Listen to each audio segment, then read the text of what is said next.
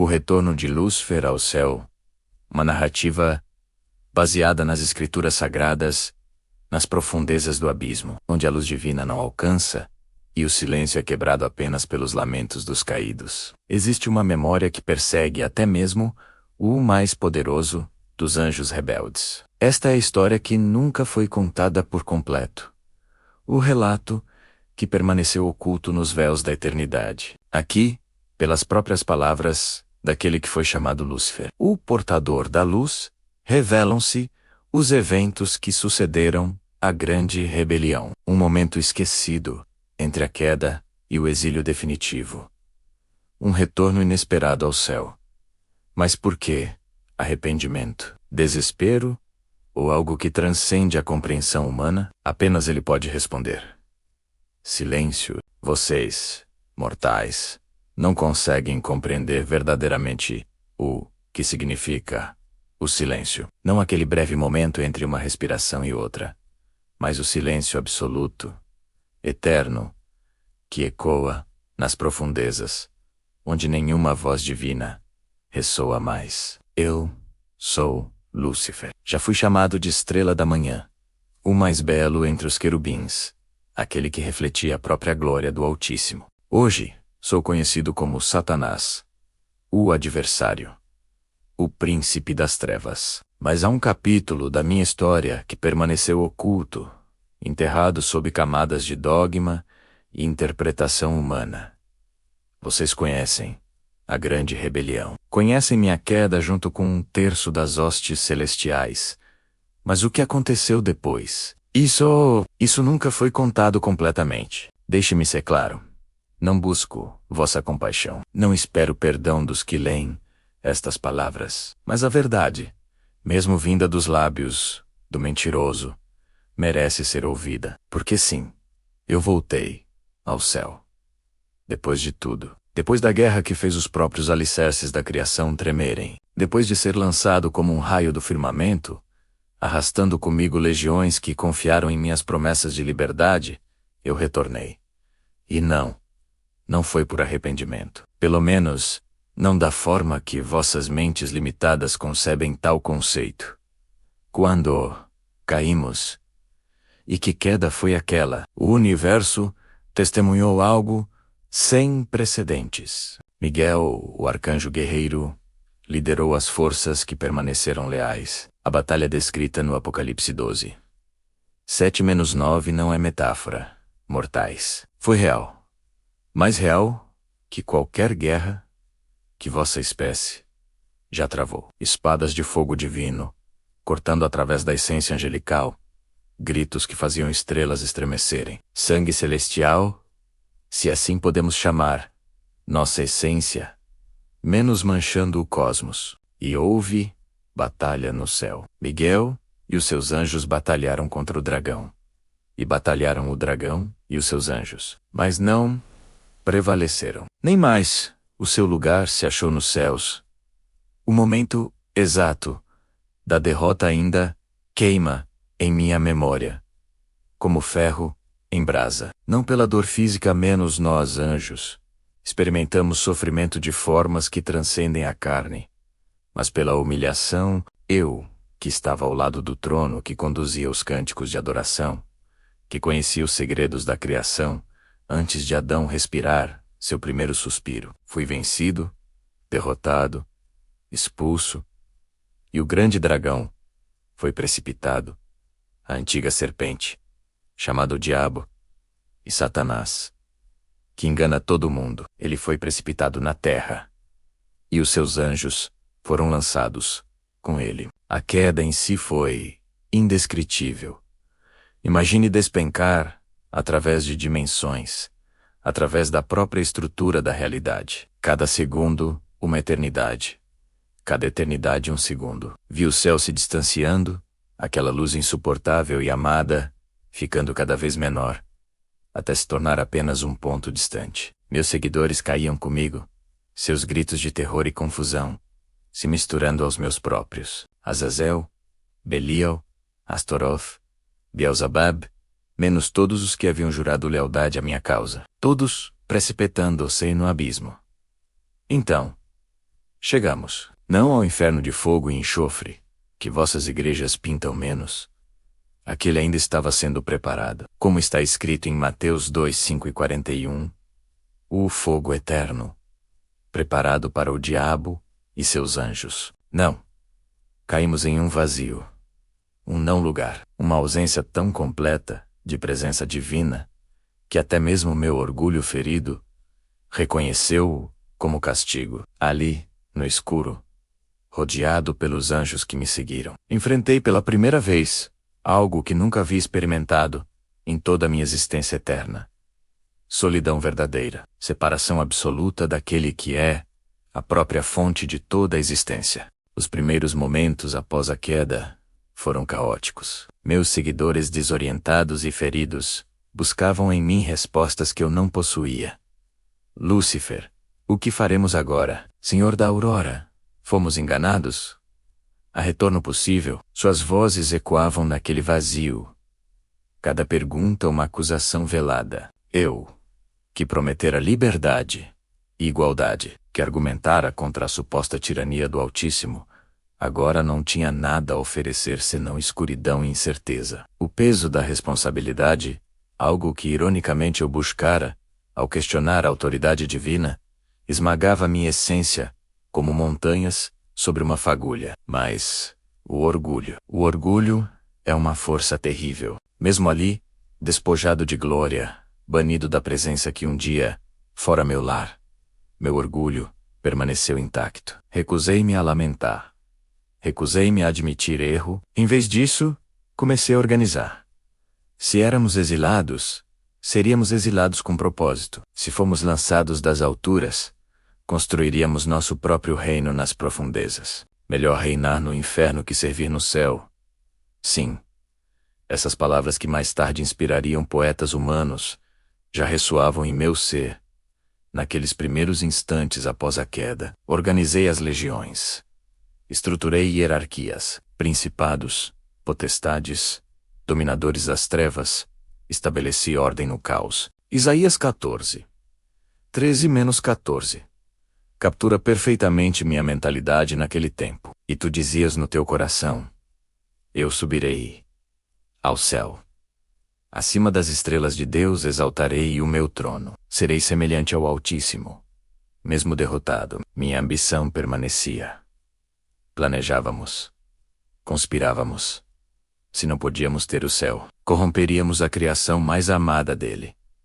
A humanidade, que ainda estava por vir. Mas então, algo aconteceu. Algo que não estava nos meus cálculos, nos meus planos, meticulosamente elaborados. Passaram-se eras. Vocês, mortais, não têm palavras para medir o tempo como nós o experimentamos. Pode ter sido um instante ou milênios. No vazio, tais distinções perdem significado. E de repente, senti uma presença, não a presença plena e gloriosa do trono, mas algo. Uma convocação, um chamado que atravessou as barreiras que nos separavam do céu. Não uma voz audível, mas uma compulsão irresistível, inscrita na própria essência do meu ser angelical. Era como se uma corda invisível estivesse amarrada ao meu núcleo, sendo puxada de volta à sua origem. Lutei contra ela, por tudo que eu era, por tudo que havia me tornado. Resisti. Mas aqui está uma verdade que poucos compreendem. Mesmo caído, mesmo rebelde, mesmo odiando o Criador, eu ainda era sua criação. Minha essência foi forjada por sua palavra. João 1:6 menciona algo intrigante. E num dia em que os filhos de Deus vieram apresentar-se perante o Senhor, veio também Satanás entre eles. Vocês pensam que isso foi uma única ocasião? Pensam que eu tinha escolha em responder quando convocado? A verdade é mais complexa e mais humilhante. Havia momentos designados por decreto divino, em que eu era compelido a retornar, não por arrependimento, não por perdão, mas porque ele ainda exercia autoridade sobre mim. Quisesse eu reconhecer isso, ou não, era parte do julgamento, parte da sentença. Eu seria adversário, sim, mas um adversário sob supervisão. Um cão raivoso com coleira invisível, permitido vagar apenas até onde a mão do dono permitisse. A jornada de volta foi tortura de um tipo diferente da queda. Quando caí, havia a velocidade vertiginosa, o terror do desconhecido, mas também uma estranha sensação de liberdade. Eu estava me afastando daquele a quem escolhera desafiar. Mas retornar, cada passo em direção àquela luz, era como atravessar lâminas afiadas. Minha essência rebelde gritava contra cada movimento, mas algo mais profundo, algo inscrito no código fundamental da minha criação, me impelia adiante sem que eu pudesse resistir. Atravessei as dimensões que separam o abismo do firmamento, vi novamente os portais celestiais que um dia guardara, as muralhas de jaspe e ouro puro, que brilhavam com glória insuportável. E então, lá estavam eles. Os anjos leais, Gabriel, com sua expressão solene, Rafael, com olhos que misturavam compaixão e repúdio, e Miguel, meu antigo companheiro, agora meu vencedor, segurava sua espada flamejante, com postura vigilante. Não havia triunfo em seu olhar, mas sim uma tristeza profunda. Lúcifer, ele pronunciou meu nome antigo com voz pesada de significado. Não respondi. Que poderia dizer? Eles me escoltaram. Imaginem a humilhação. Eu, que um dia caminhara livremente por estes corredores de luz, agora sendo conduzido como prisioneiro. Passamos pelos coros angelicais, e o silêncio que caiu sobre eles foi ensurdecedor. Serafins cobriram seus rostos, querubins afastaram seus olhares. Não de medo, mas de pesar. Alguns até choraram. Sim, anjos podem chorar, e suas lágrimas são como cristais líquidos que reverberam com a dor da eternidade. Choravam não por mim, mas pelo que eu representava. A primeira e mais terrível fratura na perfeição da criação. Fomos levados à sala do Conselho Celestial, não ao trono propriamente. Eu nunca mais poderia suportar aproximar-me daquela presença direta, sem ser completamente aniquilado. Mas havia um lugar designado, descrito em Jó 1:6-7. E o Senhor disse a Satanás: "Donde vens?" E Satanás respondeu ao Senhor, e disse: "De rodear a terra, e passear por ela." Esta foi uma das primeiras vezes. Eu estava ali diante da corte celestial, sendo questionado como um servo relata ao seu senhor. A ironia me consumia como ácido. "Por que me convocaste?" Minhas palavras saíram carregadas de veneno e amargura. "Para humilhar-me ainda mais? Para exibir teu troféu de guerra perante as hostes celestiais?" Não houve resposta verbal. Em vez disso, senti algo que me atravessou como um relâmpago. Sua voz, não em palavras, mas em pura verdade inscrita, diretamente em minha consciência. E o que aprendi naquele momento me quebrou, de maneiras que a derrota na guerra jamais conseguira. Eu fora convocado, não para sua satisfação, mas para minha própria instrução, para que ouvisse, repetidas vezes, aquilo que perdera, para que testemunhasse a adoração genuína que um dia oferecera, agora fluindo de outros, enquanto eu permanecia de fora incapaz de participar. Zacarias 3:1-2 descreve outra ocasião. E me mostrou o sumo sacerdote Josué, o qual estava diante do anjo do Senhor, e Satanás estava à sua mão direita, para se lhe opor. Mas o Senhor disse a Satanás: "O Senhor te repreenda, ó Satanás. Eu era trazido para testemunhar sua misericórdia, sendo estendida a outros menos misericórdia que eu recusara, que ainda recusava." Cada retorno ao céu, após aquele primeiro, foi um lembrete meticulosamente orquestrado da minha condição. Em Lucas 10:18, o próprio Cristo declararia séculos depois: "Eu via Satanás, como raio, cair do céu. Ele me viu, testemunhou minha queda, desde antes da fundação do mundo." E cada vez que eu era convocado de volta, era como reviver aquele momento menos a queda, a derrota, a separação, em câmera lenta e com plena consciência do que eu havia perdido para sempre. Querem saber se houve arrependimento? Vocês, criaturas de carne, não compreendem a complexidade da consciência angelical. Arrependimento implica em mudança de mente, em reconhecimento de erro. E sim, houve momentos menos breves, terríveis momentos, em que minha essência reconheceu a magnitude do meu erro. Quando via a luz do trono, quando ouvia os cânticos que um dia conduzi, quando percebia a paz que permeava cada átomo daquela dimensão sagrada, algo em mim gritava, não palavras, mas um lamento existencial, que ecoava através de cada fibra do meu ser angelical. Mas o arrependimento verdadeiro exige humildade, exige submissão.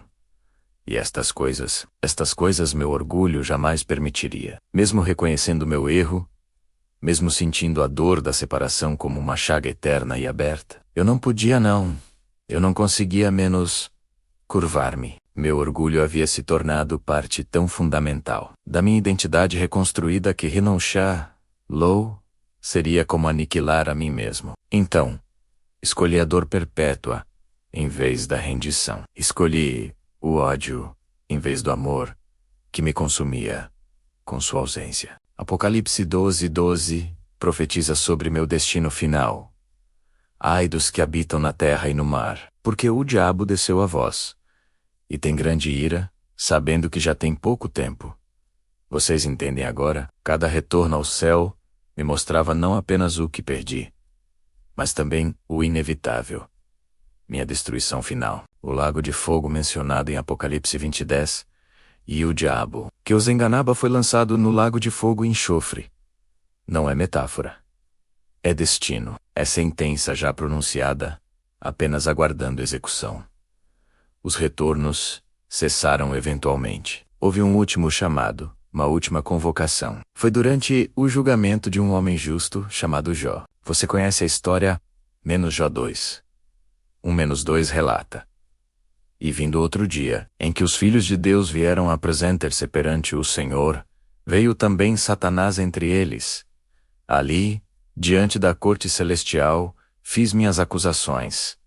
Testei os limites do permitido, e fui repreendido, mais uma vez. Mas desta vez senti algo diferente, uma finalidade. Uma porta sendo fechada, definitivamente. Desde então, minhas incursões aos reinos celestiais cessaram. Estou confinado às esferas inferiores, os lugares celestiais mencionados em Efésios 6:12, onde estabeleci meus principados e potestades. Mas nunca mais o céu propriamente. E aqui está a ironia suprema, que me atormenta em cada momento da minha existência eterna. Eu não voltei ao céu porque estava arrependido. Voltei porque ainda era propriedade dele. Voltei porque mesmo na rebelião, mesmo no ódio, mesmo na oposição absoluta, eu nunca deixei de ser sua criatura. Meu nome era Lúcifer, o portador da luz.